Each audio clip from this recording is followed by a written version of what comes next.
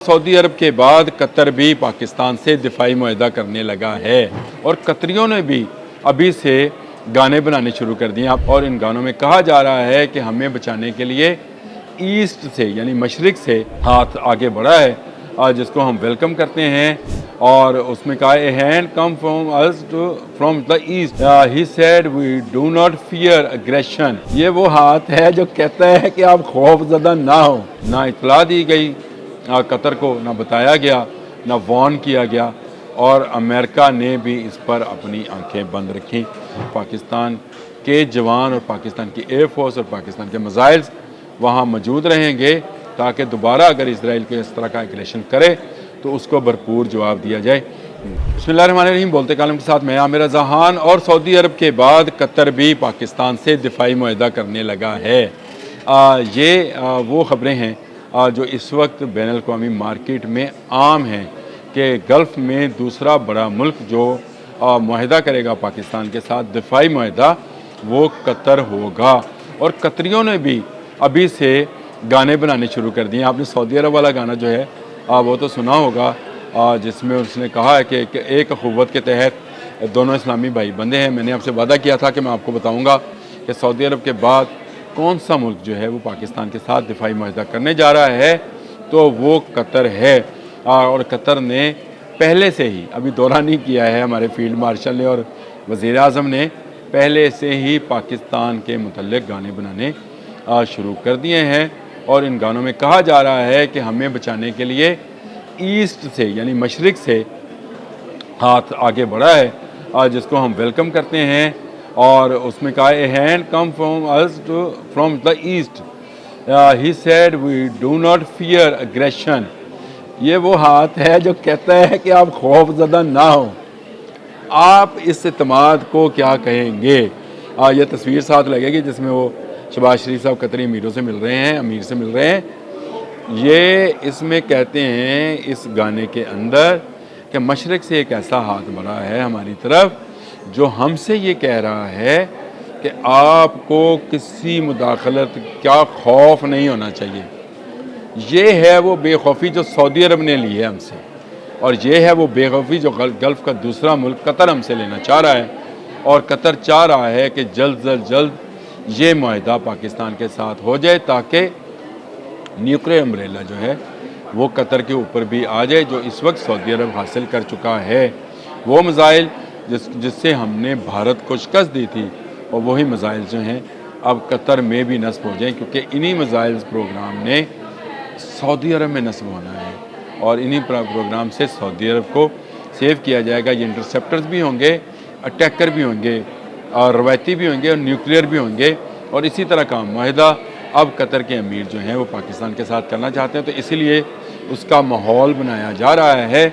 और पाकिस्तान के मुतल्लिक़ गाने जो हैं वो वहाँ सरकारी मीडिया से नशर किए जा रहे हैं और पैगामात पहुँचाए जा रहे हैं। मेरी इतलात के मुताबिक ये पैगाम पहुँचा दिया गया है जैसे ही शहबाज शरीफ अपना दौरा मुकम्मल करेंगे, अभी बरतानिया में हैं, और उसके बाद उन्होंने अमेरिका जाना है जहाँ पर उन्होंने जनरल असम्बली से खिताब करना है। और कहा यह जा रहा है कि साइड लाइन पर उनकी एक मुलाकात भी तय की गई है जो कि डोनाल्ड ट्रंप से है।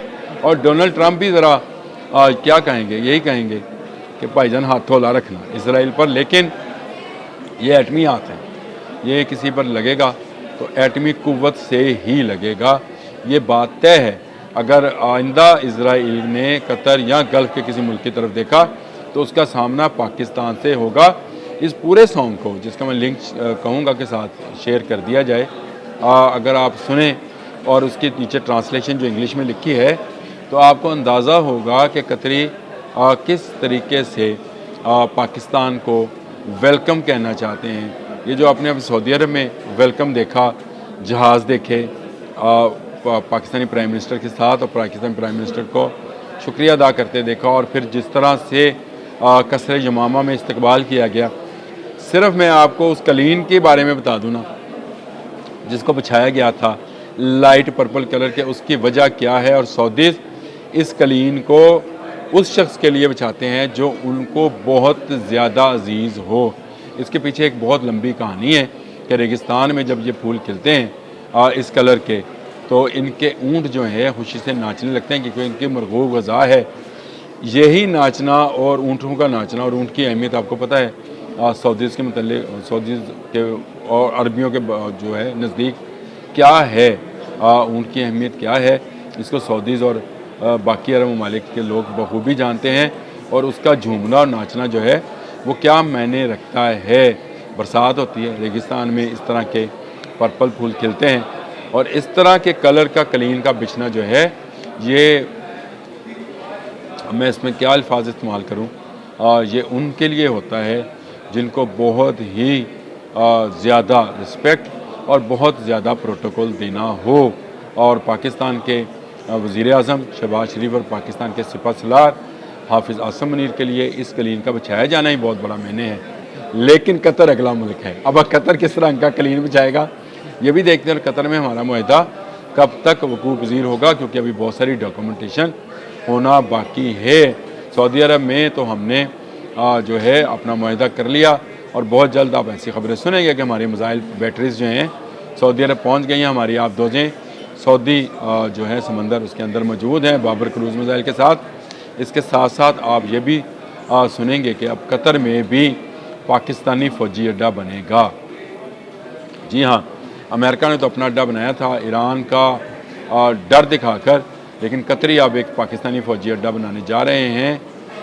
ایسی خبریں آپ سنیں گے کہ بنانے جا رہے ہیں جس میں پاکستانی میزائلز اور پاکستانی جہاز کھڑے ہوں گے جو قطر کی حفاظت کریں گے، کیونکہ امریکہ کا اڈہ قطر کی حفاظت کرنے میں ناکام رہا ہے.